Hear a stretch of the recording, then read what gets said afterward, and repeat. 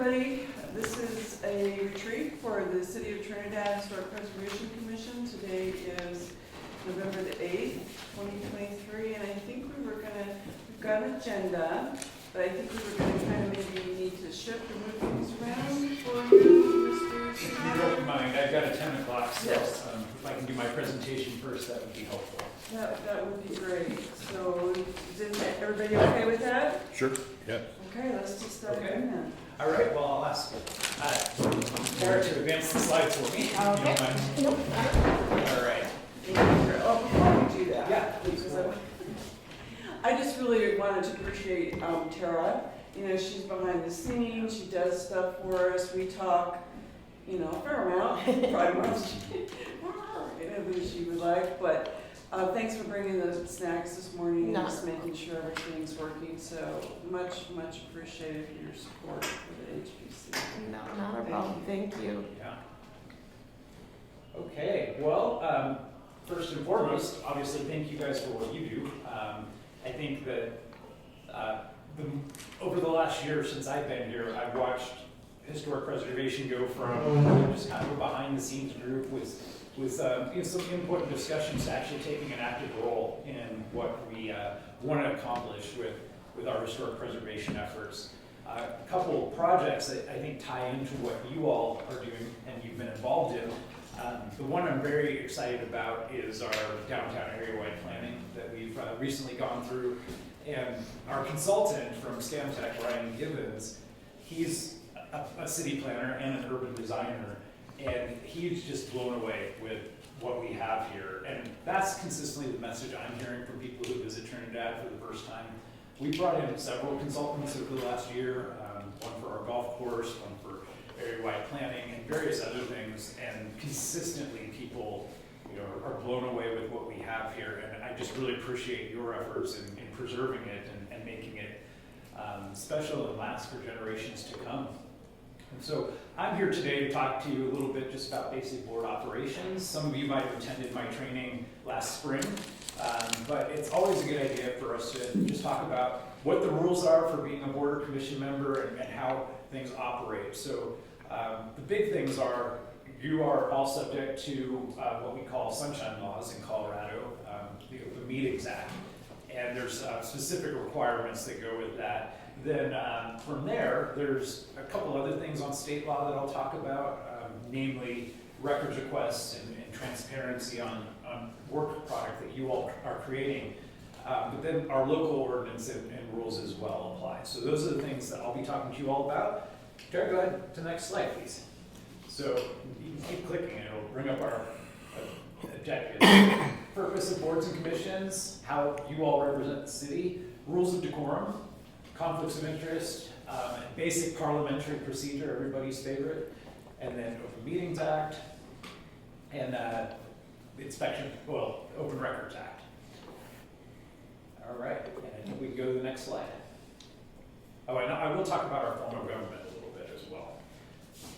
And if we have time, I'll talk a little bit more about city projects and initiatives and answer any questions you all have. So what is the purpose of a board or commission? Every city has them. Some cities have 42 of them. Some cities have 5 of them. I think we have 13, something like that. So we're right in the middle. But in city government, we have our elected officials, the city council and the mayor.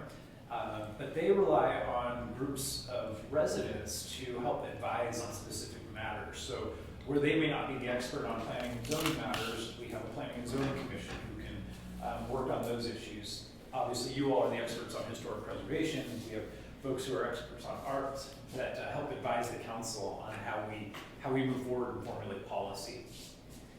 So in most cases, you all are a little bit different, but in most cases, our boards and commissions serve as an advisory, like I was saying, to the council. You all have some specific objectives as well that you're tasked with. So it's a little bit above and beyond just advising the city council. You're actually vetting issues and making significant recommendations on how to move forward on historic preservation efforts. So you guys are one of the few boards and commissions that really have some scope and authority above and beyond just being an advisory group. One of the key things that I see for boards and commissions is serving as that liaison role between residents and the city council and staff. So it's certainly appropriate for you all to have interactions with the public, get feedback from the public, and talk to them about what issues they have, and then bring that back to this group, staff, the city council, and kind of be that conduit. Explore concepts, ideas, proposals, and directives. That's where you all get to kind of get in the weeds of how you might recommend that we historically landmark a building, for example, what the process might be. You all get to help decide that. Receive public input. All of your meetings, and I'll talk about it more in detail, are public meetings. So anyone from the public is welcome to attend this meeting and speak to you all if you would permit that, and I would recommend that you do, to give you feedback and get input back to you on anything on the agenda that you're working on or other issues that you might have. And then obviously part of the role of a board and commission member is to become that expert, become more educated, and have that enhanced level of expertise in what you're doing above and beyond what a city councilor might be able to do. So whereas the city council has an agenda that maybe has adoption of next year's budget, a request for funding for the animal shelter, and the appointment of a Parks and Rec board member, you all are narrowly focused, more so than they are, on one specific aspect of what we do.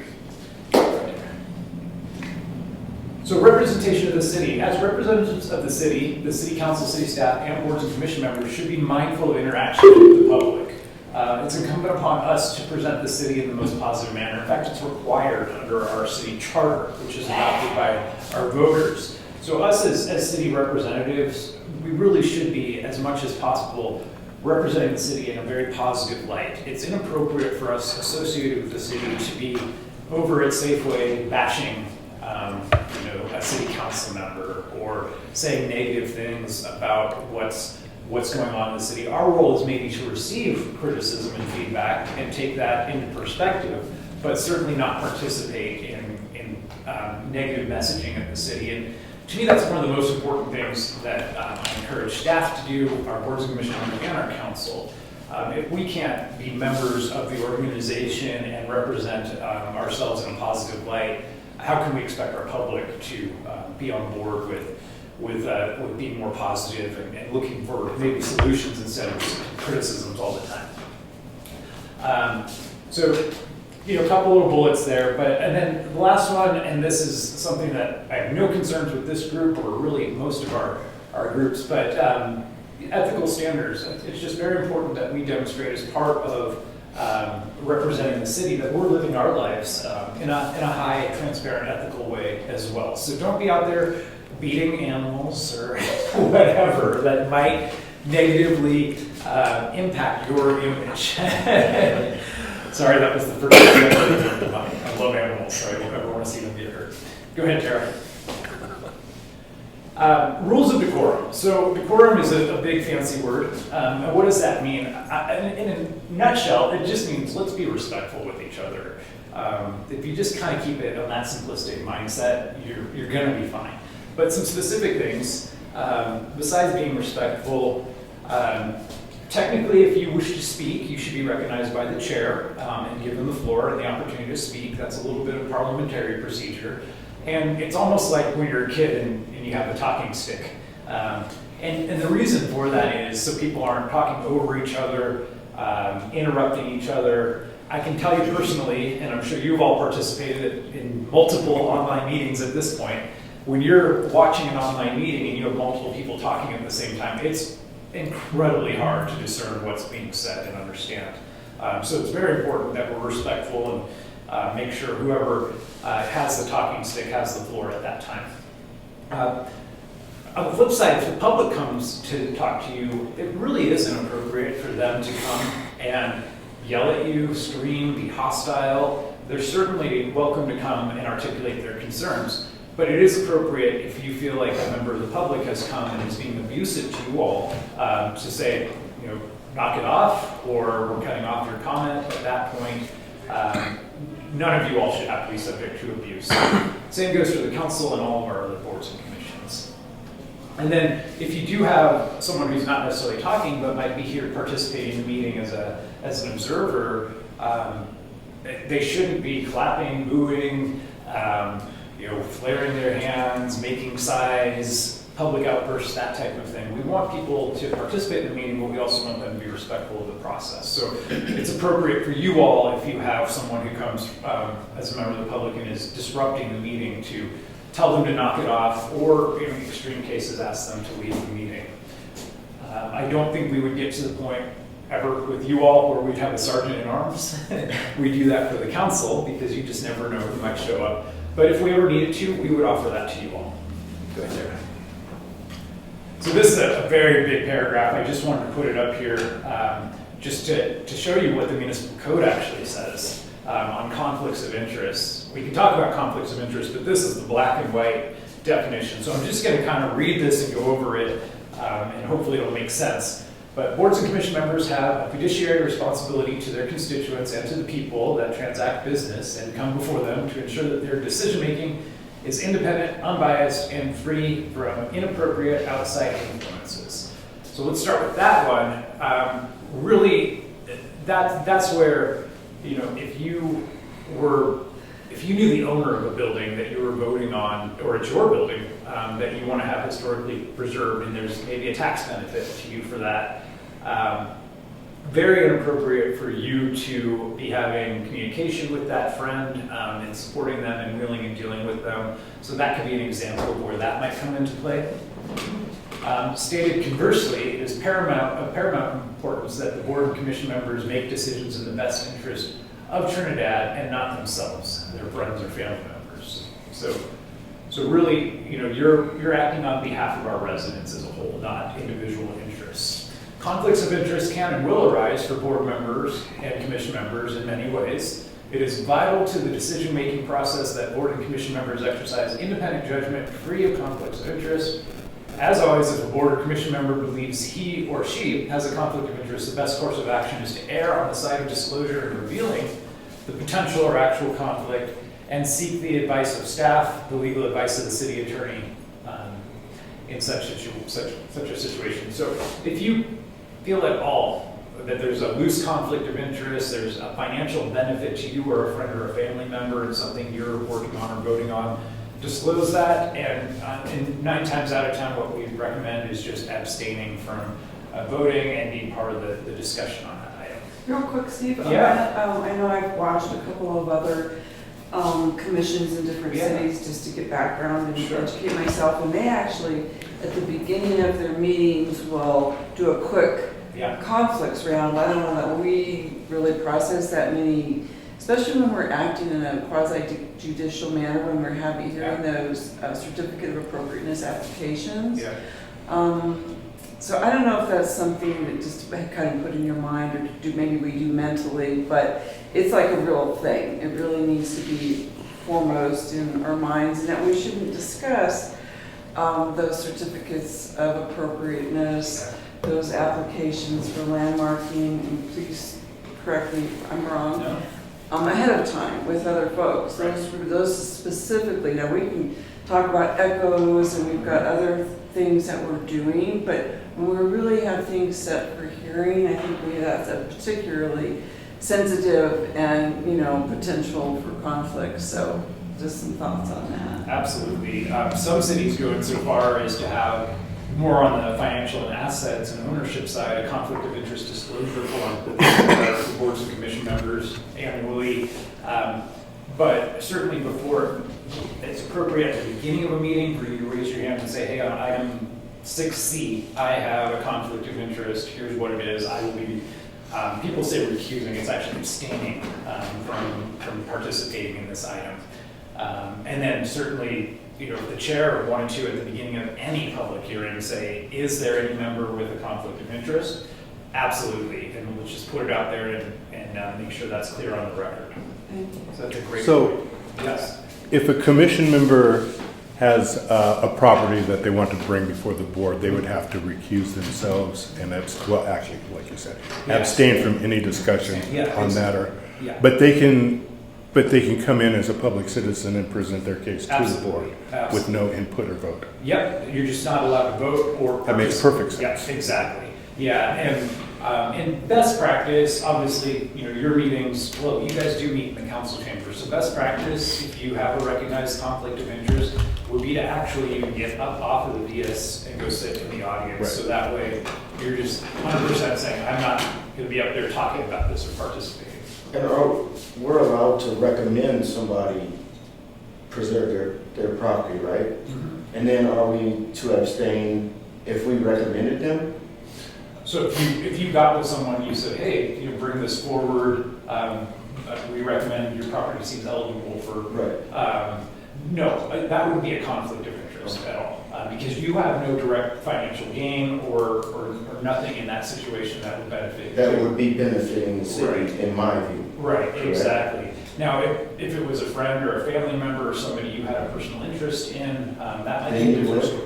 Yeah, potentially. So what I would say is, if Well, that just like I have, my sister's boyfriend has a lot of old properties yeah, that are Airbnbs. yeah, And I'm like, in my mind, if you historically preserve these, you're gonna draw more attention right, to them, to those properties, and you're gonna bring more traffic to Trinidad. yeah. But if I would tell him to do that, then I would have to abstain because he's my sister's boyfriend. No. So what I would tell that person to do would be, hey, I think your property is eligible, get with staff, and they can walk you through the process. So that way you're not really guiding, but just because you made that recommendation, that doesn't create a conflict of interest. Now, if they were to tell you, okay, yeah, if this passes, I'll give you, $2,000 for your efforts. If you vote on this, now you've got a conflict of interest.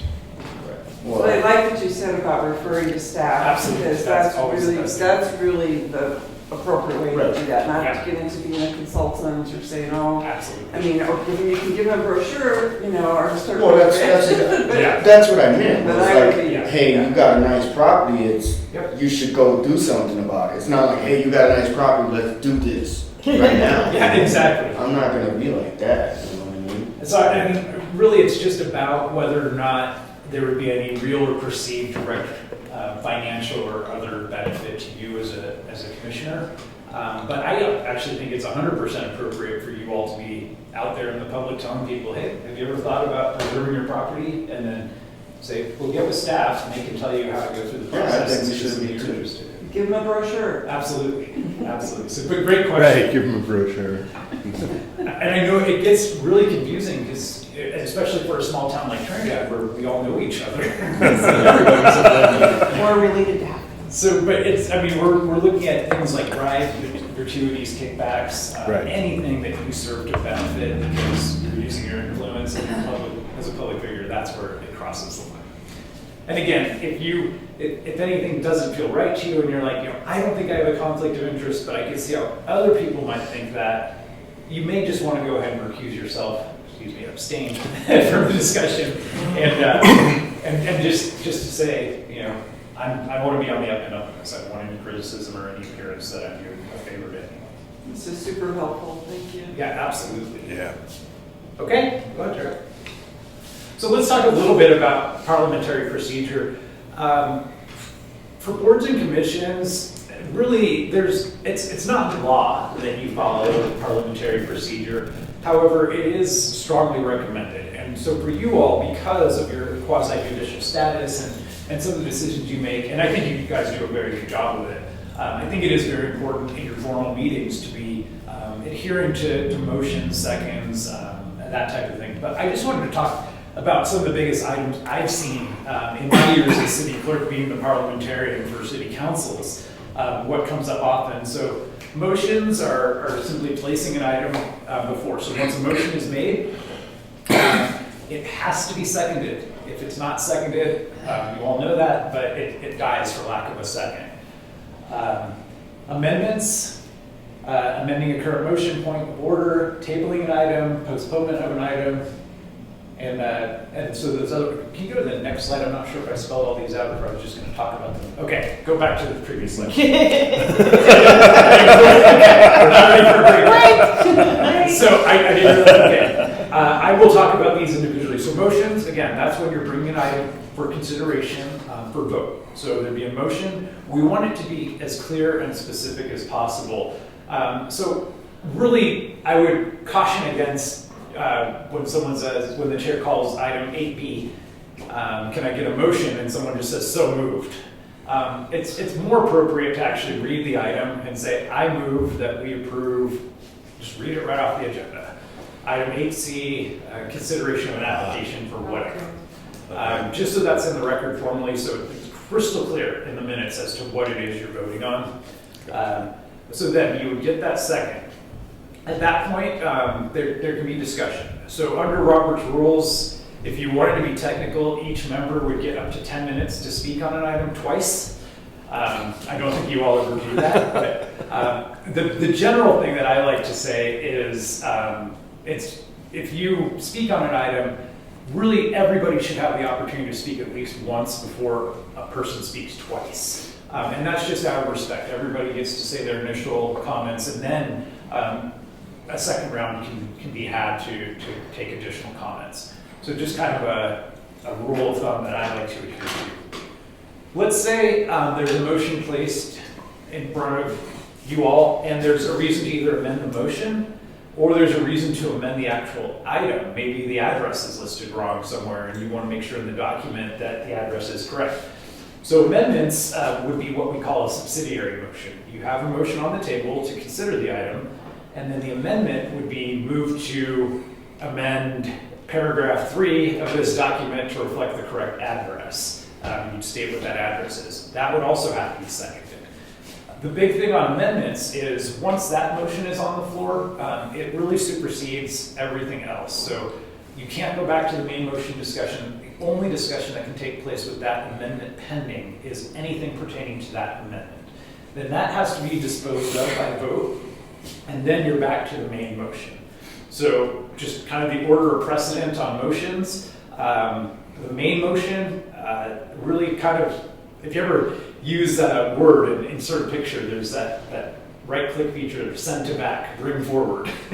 So what we're doing is we're sending the main motion to the back and bringing the amendment to the fore. So that has to be dealt with. The other thing that I always like to mention on amendments, it's very inappropriate to stack amendments. And I don't think you all have ever done that, but I've seen other places where they'll be like, let's amend this address here, and that motion is out there, and then another motion will be made to, let's just say something silly, to correct the spelling of the street name or something like that. You really need to deal with the first amendment before you entertain the second. But you're voting on that amendment before you go forward. Exactly. So yeah, so when you have an amendment on the floor, basically that needs to be dealt with before anything else happens.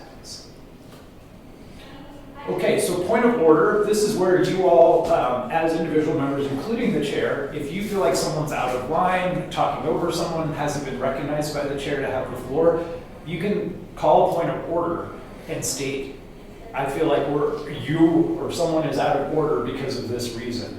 At that point, it's up to the chair to make a determination and a ruling on that point of order and say, yes, that's a valid point of order, knock it off, or no, that's not a valid point of order, keep going. I don't really see this happening much with you all, but if any time you feel like there's something that's out of order in terms of meeting procedure and protocol, you can call that point of order. It's not meant to be mean, it's not meant to be punitive, it's just meant to call attention to the fact that there might be something that's not operating correctly. And yes? Would that apply in any meeting, whether it's a work session or a retreat setting, or is it just for like a regular meeting where you have action items? I'm really glad you asked that question. So for work sessions, I don't want to say formal parliamentary procedure goes out the window, but the rules are a lot less strict. You're not actually voting on items in work sessions or retreats like today. So I think you can loosen the rules, but in formal meetings, that's where this really applies. So I actually don't think I've ever seen a point of order called in a work session, and I can't imagine it ever would be. But as long as, again, going back to you all just being respectful of each other, I just don't see this ever being a problem. I always like to talk about tabling and postponement because these are two features that, because I'm a dork when it comes to parliamentary procedure, I love this stuff. But people get this totally confused, and I just like to educate. So if you actually table an item, sometimes people think that we're just tabling that and it goes away. That's actually completely wrong. So tabling an item goes back to early British parliamentary procedure where they may have an item that they're discussing after hours of debate, and they might say, you know what, this one's more important, and Sam has to leave in 10 minutes, so let's talk about this. So we're going to table the item that comes, before the item we really want to talk about. What tabling means is that you've laid it on the table, it's still there, you have to dispose of it during the meeting. So if you motion to table an item, that doesn't mean that it's taken care of. It means that before the meeting ends, you have to reconsider that item and take action on it. Postponement is what I think people more intend. And what that means is, we're not going to make a decision on this item today. We're going to postpone it to a future meeting. And you really should be talking about a date certain. So if you say, we're going to postpone this item, it's appropriate to say maybe to our next meeting or to our meeting in January, something like that. But it should never just be an open-ended, we're just postponing this indefinitely. It needs to have a date certain to come back before the board to be considered. And one thing that I don't have on there is, I guess, what I would call withdrawal. So if there was an item that you did, conventionally think of tabling, that you just wanted it to go away, you could withdraw it from the agenda, and that would just make it go away. So it'd be a motion to withdraw item, 2B. So like that date, we couldn't, Those minutes those minutes, we couldn't get carry approved. over, yeah. We could have just withdrew. Okay, yeah, that would have been good just to. So to simplify it, maybe there's 3 things that can happen. So if you have an item on the agenda that you've got, you can, well, I guess 4 things that can happen. You can motion second, vote on it. You can table it and consider it later in the meeting. You can postpone it to a future meeting with a date certain, or you can withdraw it altogether. And then right of reconsideration. So anything you all have voted on in a meeting, you all have the right to reconsider that item either at that meeting. I forget, I don't think we specify, but in general, Robert's rules say maybe at the very next meeting. But it doesn't mean a year from now that you can reconsider something that you guys passed a year before. So what reconsideration would be, and it's very convoluted in process, especially at the council level, is let's say, I'll give you an example. We have a contract tonight on tonight's council agenda for awarding a contract to build pickleball courts. So let's say motion second, that passes, we're good to go. And then someone during the meeting, one of the councilors has an epiphany and says, wait a second,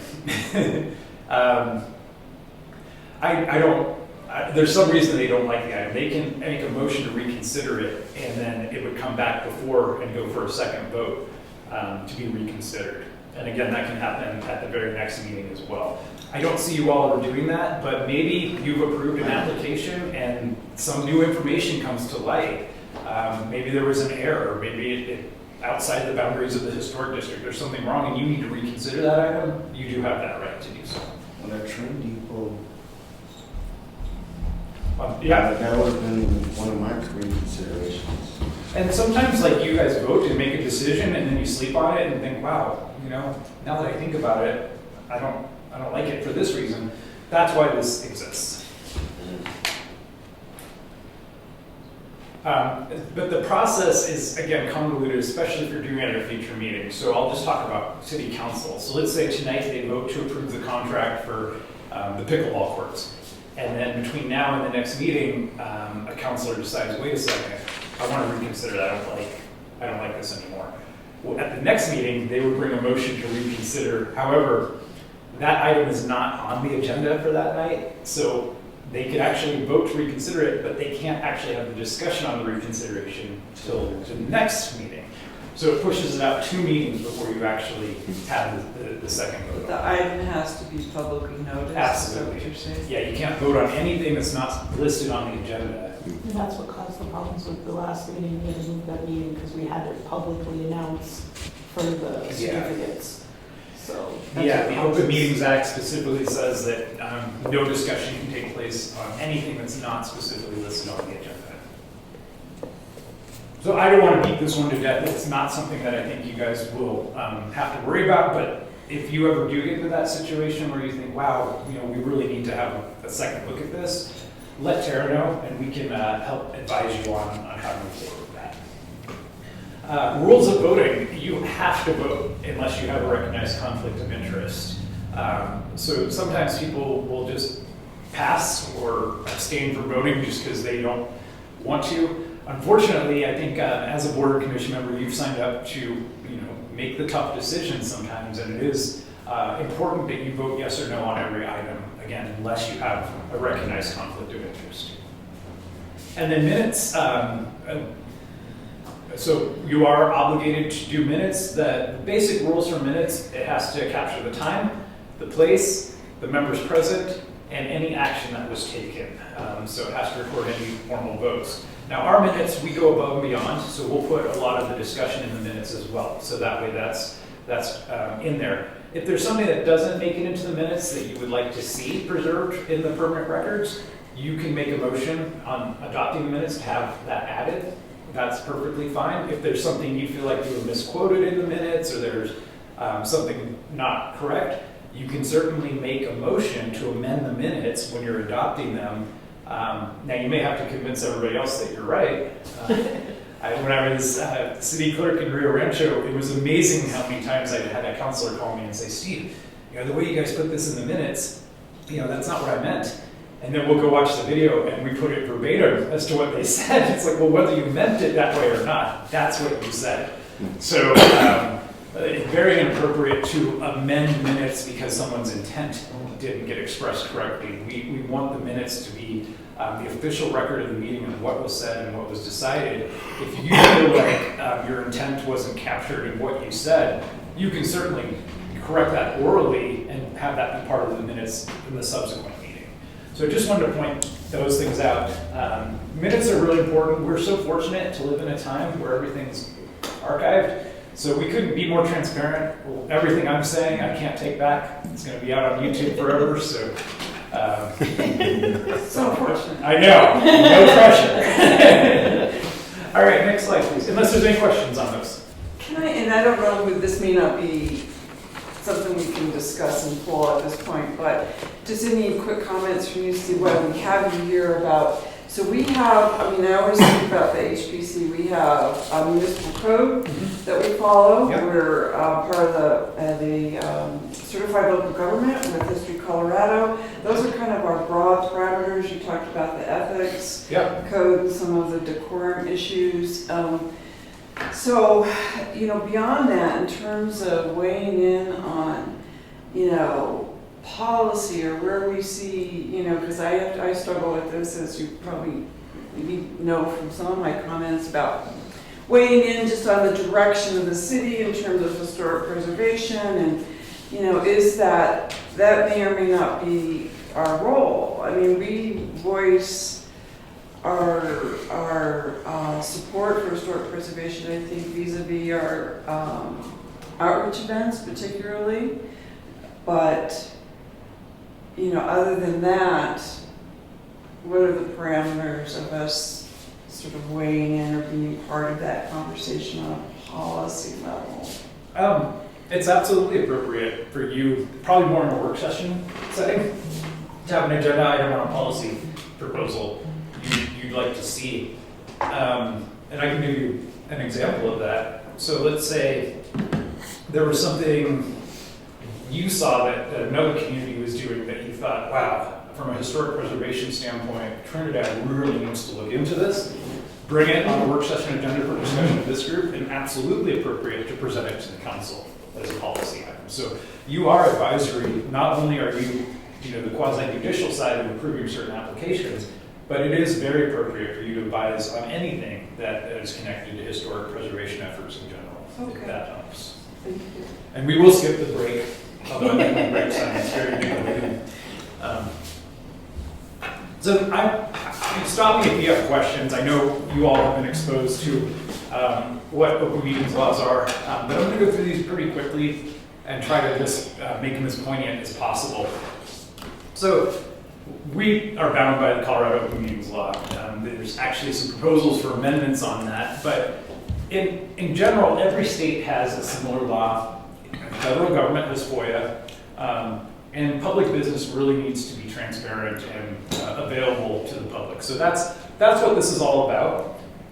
So where it comes to you all, what constitutes a meeting? So anytime there's a quorum of members and you're discussing public business, that would be construed as a meeting. So there's 5 of you. So a quorum would be 3. So 2 or less of you can get together anytime you want and have a conversation about anything you want. However, you can't call a 3rd member and say, hey, Elizabeth and I were just talking about this, and here's what we thought, what do you think? Now you've created what I would call a rolling quorum, because there's 3 people involved, a quorum of the board, in a public discussion without the benefit of the public being available to listen to that discussion. So it gets really tricky, and I realize that it's not always the most effective way for you all to get work done, but that's what the law says we have to abide by. So I know Elizabeth and I worked on some questions last year about, well, what if there's a public event and we all go as representatives and we want to show our support? There's a grand opening for a building that's been rehabilitated that we've worked to help preserve. Of course you can go there, but just refrain from interacting with each other and having conversations. Now, the likelihood of some savvy member of the public other than Tom who would say, wow, that's 3 historic preservation board members talking, and I don't remember seeing an agenda for this. Not likely to happen, but I never want to give anyone that opportunity. So if you all are at a gathering, my general rule of advice is, pretend you have COVID, stay 6 feet away from each other. You see Tom run. Exactly. But if it's something where you felt like you did want to talk, you can get with Tara and we can issue a public notice and construe it as an official meeting of you all. We just would have to post an agenda, and it might be, this date, this time, and the only item of business on the agenda is ribbon cutting for whatever hotel, something like that, and then you're covered. So that's certainly appropriate as well. Now, technically, if you all wanted to win the lottery and go to Disneyland together, and spend you're a couple days with each other, that's really not a violation of the law unless you guys start talking about public business. So, but can you imagine the story in the paper where the entire HPC goes to Disneyland? I like that. No. Well, at least it wasn't on the public dime. Right, exactly. But so I'm just construed it as perception, where you might be crystal clear. Yeah, we've not talked about any public business. There's nothing shady going on here. That doesn't mean that Tom's not going to, think in his mind, what were they talking about? So I just always say don't give people that opportunity. I'll give you an example in Rio Rancho. This was very early on in my career. We had the mayor and 2 council members meet for lunch, so that was constituted a quorum at the time, to discuss terminating the then city manager. And a couple of people saw them out for lunch and overheard a little bit of the conversation, and next thing we knew there was an attorney general's complaint, a lawsuit. So obviously that's a lot higher level than probably what you would ever experience, but my point is it can happen. So just be cautious of that. And these apply to all public bodies, Yes. right? Yeah. So a public body is a board and commission, a city council. Yep. Can you have any other examples of local I do. It's public actually that bodies? 3rd bullet right there, and this is specifically what it says in the Attorney General's guide. The law applies to any board, commission, or other advisory, policy, or rulemaking body of a political subdivision. That's what we are as a city of the state, and any entity that has been delegated a governmental decision-making function. Do all of our public bodies know this? Yes, they do. Yeah. How do they know this? All of our boards and commissions. Well, not just with the city, but in our region. Oh, I don't know. So for our purposes, it would apply to city boards and commissions, the city council, maybe task forces that we might create, that type of thing, delegated decision authority. Is there an example? Probably. Okay. Well, Yeah. I was at a meeting, a political event, and if I'm on 2 different commissions, Yeah. but if I am standing there talking to 2, city council members, that's not considered a meeting, right? Unless we talk, it's just if you are with the commission Exactly. that you're part That's a of. really good question. So yeah, if you, it seems like there's a joke here. A Parks and Rec Board Commission member, Historic Preservation Commission member, and Parks Commissioner walk into a bar. They're all separate boards, so you are all just individuals. So it's only if you're. So you're not doing any decision making Exactly. or anything like of Exactly. that nature. Exactly. So yeah, no. Gotcha. But there are, so county would be an example, the county commission falls under that, every state legislative commission committee that falls under the Open Meetings Act. Some quasi-governmental agencies like the Council of Governments, they fall under the Open Meetings Act. The Housing Authority, I believe, falls under the Open Meetings Act, those types of things. And so it's obviously each entity, it's incumbent upon them to make that determination and work with their legal representatives to make sure they're crystal clear on that. Again, a public meeting does not include chance meetings or social occasions where public business is not the central purpose of the meeting. You all can go to Main Street Live and watch Sound of Music, that's not a problem. It was terrific. Emails are the other big one that I wanted to talk about. And this is, I think, arguably the most frustrating thing for all of us. Because it's just the world we live in, we want to be able to email everyone and say, hey, I was thinking last night, and this is what I thought. And sending that email is fine. You can send that email to the group. I would recommend sending it to staff and having them send it out on your behalf. Okay. Where it becomes a problem is when people start replying and having a discussion. Again, it's what we would call a rolling quorum. So even though it's by email, outside of a publicly advertised meeting, you all are having a discussion with a quorum of members on public business. And under state law, the public has the right to be present and part of that discussion, and we're taking that right away from them by having discussions behind the scenes on emails. So we send that email to staff. Yep. And then they can add it to the agenda for the next meeting, and then we can talk about it. Absolutely. And then it's clear out in the open, and there's That's no. what I always recommend. Send it to Tara. So like, let's say you're Sorry, I called you staff. I get called all the time, it's all right. I know. You have a name. So we like a good example would be, let's say there's an event that one of you finds out about. You're like, oh, it'd be great for all of us to attend. I want to give this information out to everyone. Get it to Tara. She can send it out to everyone. Say, hey, Commissioner whoever asked me to send this out to you, FYI. And then when I send out emails like that to the council, I usually put something at the end. Please refrain from replying all to avoid creating a rolling quorum. But it's just something we all have to keep in mind. Emails are subject to open records, so someone could put in an open records request and find the emails and make an argument that we violated the Open Meetings Act. But again, I think the key on this is anything you want communicated to the board outside of a regular meeting, send it to staff and we got your back. We've also, Tara and I have sort of established a routine where we are, the week before our meetings, we have a telephone call where we go over the agenda, and it's been super helpful just to have that simple contact so that we know what's on, what's on deck. Yeah. Yeah, that's a So great whoever idea. is chair next year can hopefully continue to do that, because I think it's really efficient and helpful for the commission to have that coordination. So again, it gets so hairy because there may be emails that you all send to each other have nothing to do with your role as being a board member. It could just be, hey, I'm having a holiday party, I'm inviting you all, and someone responds back, great, I'll bring fruitcake. You're not violating the Open Meetings Act. You're not talking about anything public business-wise. So there is some nuance to it, but you might even want to just email Tara and say you're bringing fruitcake. Can you let them know? Just I like fruitcake. I don't know what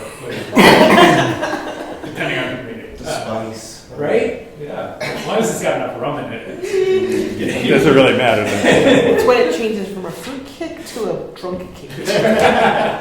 One year, I had a coworker bring me homemade bourbon balls, and they were delicious. And I had a couple of them, and I was like, "Oh, I'm not sure I should be eating. Maybe not burn all the alcohol out. That's right, I think so. Probably might get fired because I was enjoying a holiday kid. All right, let's go to the next slide. Any other questions on open meetings? Okay, thank you.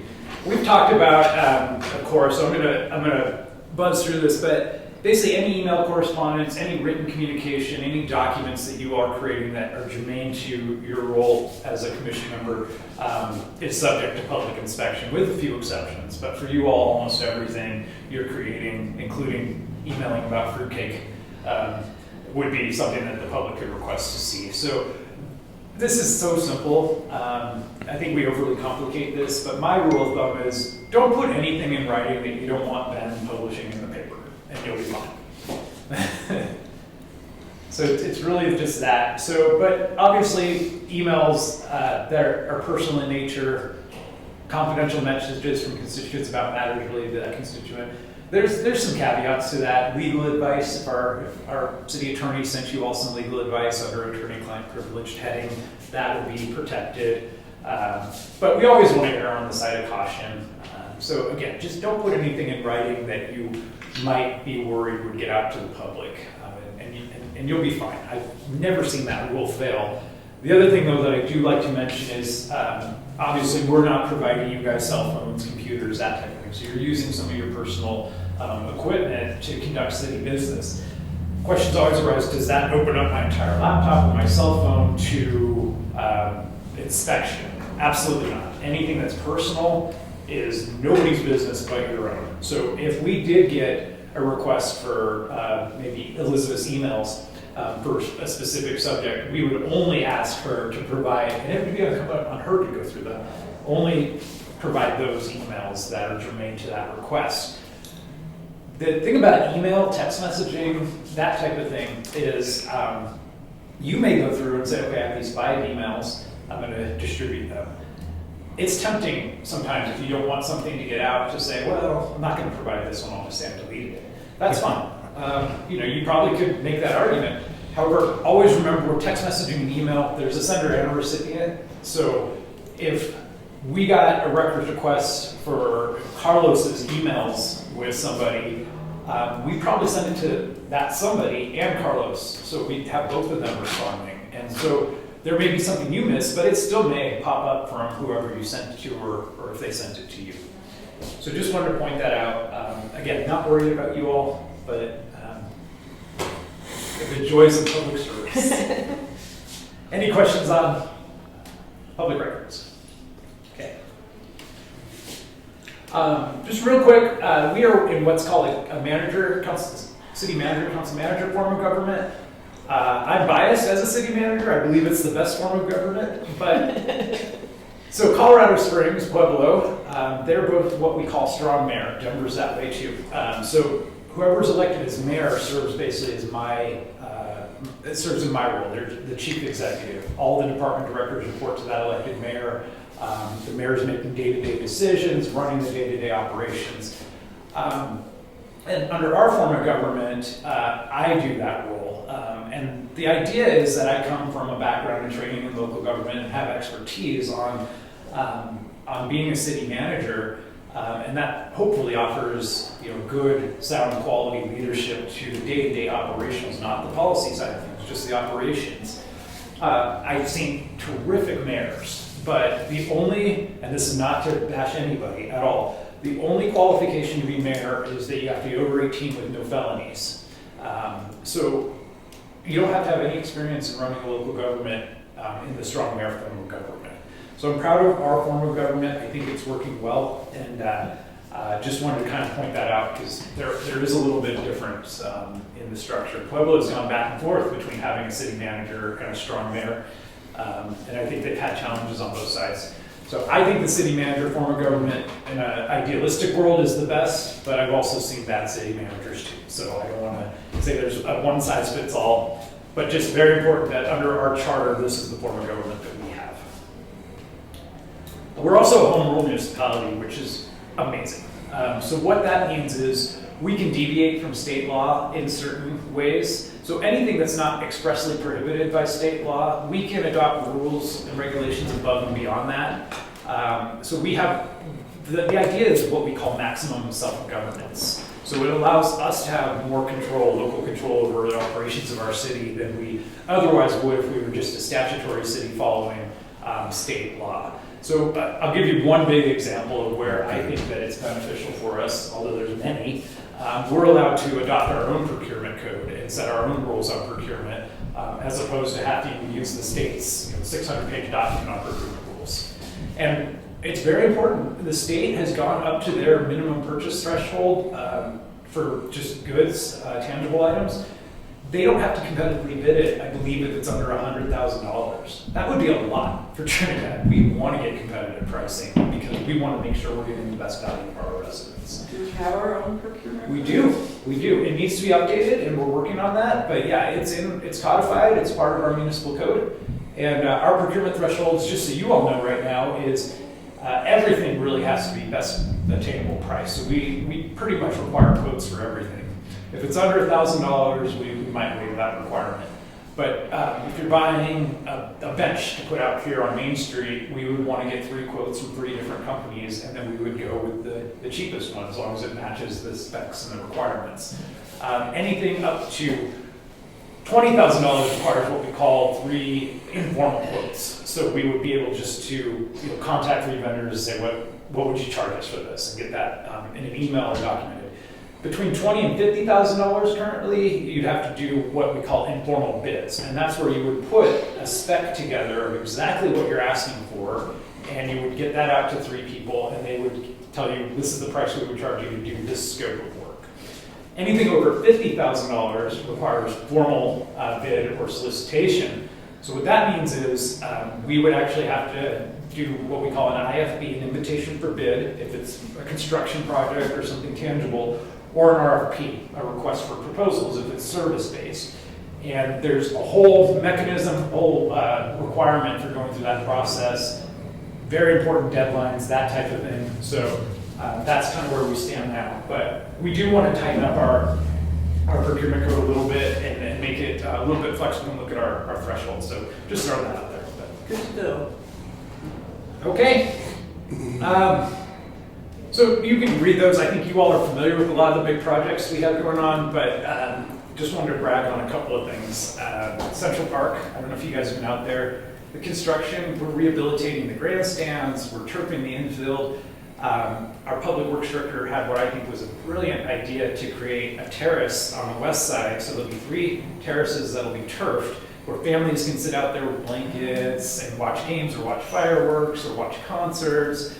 Fully ADA accessibility for the whole facility, new restrooms, new dugouts, and I'm so excited for this. The council had some money set aside for broadband. Come to find out, we're actually very well served with our current private providers in our community, and so we're not considered an underserved community. So there wasn't really much need for us to invest public dollars in increasing our broadband access. So we were able to divert that money to Central Park, and I can't think of a better project. What a terrific feature. The views there are awesome. So I'm so happy with that, and that'll be good to go for next season. So hopefully the Triggers will have a nice, fresh new home to enjoy, as well as our local sports teams as well. Fox West Theater redevelopment, that's still coming along nicely. We need about $20 million, so call your friends. But the exterior... Play the lottery. Right, exactly. We're working on exterior stabilization right now on a grant that we've got. We're doing a roofing project. The 2 retail storefronts are pretty much done. Obviously, the tea shop's been there for a while. The other retail storefront just needs a couple of punch list items, and it'll be all set. And really, what we need the money for is just to rehabilitate the actual theater itself. And I think we're all looking forward to that. I think it's pretty obvious we're not going to be able to generate that type of money here locally. We just don't have a community that can support that, nor should they. But hopefully we'll find some private investors, some grants. It may take us 10 years to be realistic, but I think it's more than worth the effort. And real quickly on that, so what do you see our role, if any, with the Fox West, with the foundation? Yeah. They do their own thing, they have, and I wasn't around when we went through their initial, whatever they went through, Yeah. designations. it's not a local landmark, correct? It's not, no. And so, yeah, what is your role? I think it would be a great idea for, at some point, maybe early next year, for you all to do a joint work session with the Fox West Theater Alliance. And maybe as a team, you all can kind of discuss how you can partner a little bit more and see if there's some more work that you all can assist with. So, Okay, thank you. yeah, absolutely. So, if you want to hear more about city projects, we had a town hall a couple weeks ago, 3 weeks ago, and the mayor and I did an overview of just everything we're working on. So if you guys have an opportunity to watch that on YouTube, and I won't get into all the amazing things we're doing, but it's a lot. All right, next slide, please, Tara. That's really it. I have to go in 30 seconds, but I can answer any questions. And I appreciate your time. We appreciate you coming. Fundraising, Yeah, like, how do we go about that? however you want. Well, I remember last year when we tried to get money for the jerseys and stuff, we were told we had to do it a certain way. Sure. No, don't do it, just go through all. Yeah, I think if you guys wanted, if you have an idea on fundraising or something like that, just get with Tara or Audra or me, and we can kind of advise you on the best process. There's nothing that prohibits you from raising money and going through that. Where I think the concerns would lie is just making sure that we're in the context of discussions with the public and being transparent about what we're doing. But any thoughts you have on fundraising, run by staff, and we will support and make sure we can get you what you need to make it happen. Anybody else? Why is it not coming up? You lose everyone? No, he's there, just not, it says we're sharing the screen, but we're not sharing. It's the, Is it break time? Because I'm ready. yeah. It's just because it's dual screen. Only 30 minutes late. So what we do is go. Before you leave, so I don't. No, it's fine. Display settings, I think this is what the issue is. And we want to mirror.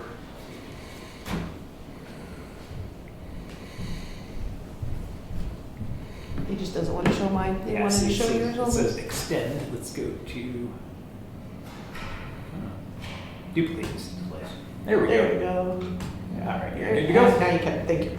All right. All right, thank you all. I'm sorry I have to jet so early, but I appreciate you Appreciate coming. you. All right. Thank you. So we can take 10 minutes. Yep. Say 11:10. Take a breakers, walk Take a around.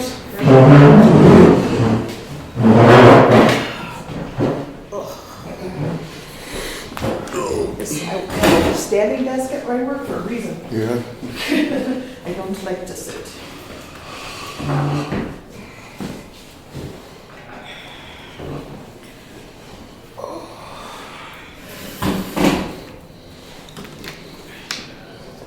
Who's trying to call me? I have contractors at my house right now.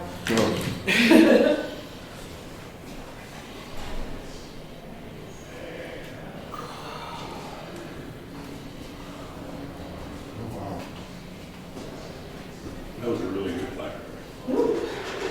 I know, I was sitting there debating, I was like, do I just need one tray or 2 trays?